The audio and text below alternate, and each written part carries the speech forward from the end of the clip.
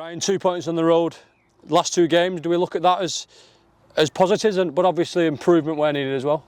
Yeah, definitely, Jay. There's definitely loads of positives. I think when you're on the road away from home, you know, looking ahead, if you do that next season, you pick up points away from home and you win majority of your own games, it gives you a good tally to go into fighting for playoffs, let alone promotion. So yeah, it's definitely a positive 2 points.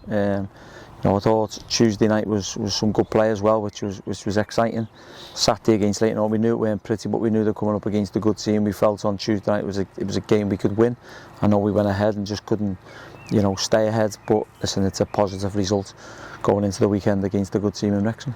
Do you think Saturday in particular at Leighton, given their home form and how great they've been this year, pushing for the playoffs, probably that result was a really good result, wasn't it, on the whole? When you think about the context of the season and where they are, like, it was a really good point. It was a massive point, and we knew, listen, we went there tactically astute to not concede any goals, and we did that. We knew they're one of the best in the team for counter-attack, and which we knew that. So, look, sometimes you have to adapt and nullify their strengths, and I think that's what we did.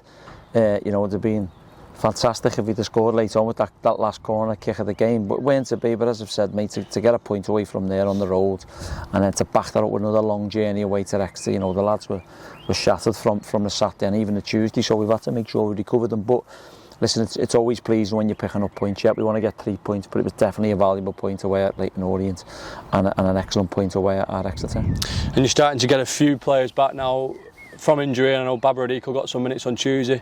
Any other players you can shed some light on ahead of the weekend? Chris, he's back. Obviously, Das had come with us on Tuesday, so he had an injection which he hadn't trained, so that's why he weren't involved. But he's another one who's probably up for selection. Chris, he's trained today. Baba's got more minutes in him today, so yeah, you know, we're looking a little bit stronger. And that's what we want. We want to make sure that we've got bodies to give me some selection headaches, but again, you know, we've got the run-in of 6 games and we want to try and get everyone available. And Wrexham next, you touched on earlier, a team pushing for promotion, a different sort of challenge maybe to the last 2 games. What are you expecting from them, and how can we adapt or play our own game to beat them? Yeah, well, we've got to look after ourselves first and foremost and respect Wrexham for what they are. I think Phil Parnes has done a fantastic job. You know, going through the divisions, he's a fantastic manager and been there, seen it and done it. You know, he's got some real quality in the team and a lot of experience who know how to get over the line. But look, we'll pay Wrexham the respect they deserve, of course, but we're on our own turf. It's a game that we want to go and impress ourselves. The last couple have been away and we've had to shore it up and be solid and hard to beat. We know we're going to have to do that also, but we certainly want a little bit of attack and impetus as well. So yeah, it's going to be a tough game for both teams for different reasons.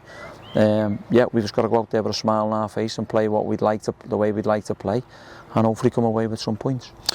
Obviously the final running now, is it just about, you know, game, it's the old cliche, isn't it, one game at a time, but ticking them off and getting as many points as we can? Yeah, it is, mate, and again, look, we'd like to be in a better position.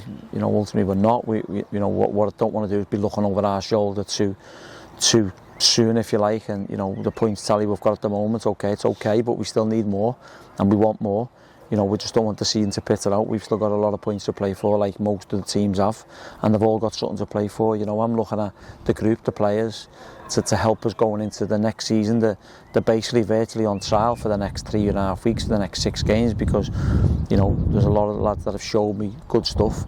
There's a lot of lads chomping at the bit to show me some stuff. So, yeah, it's a case of go and show us what you can do for Wigan Athletic Football Club to be on the journey where we want to go.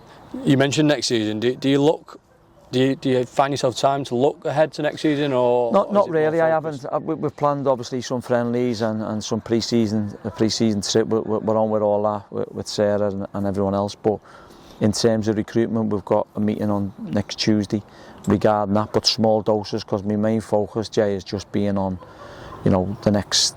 Well, it was 10, 11 games. My main focus now is on the next 6 games and collecting the points.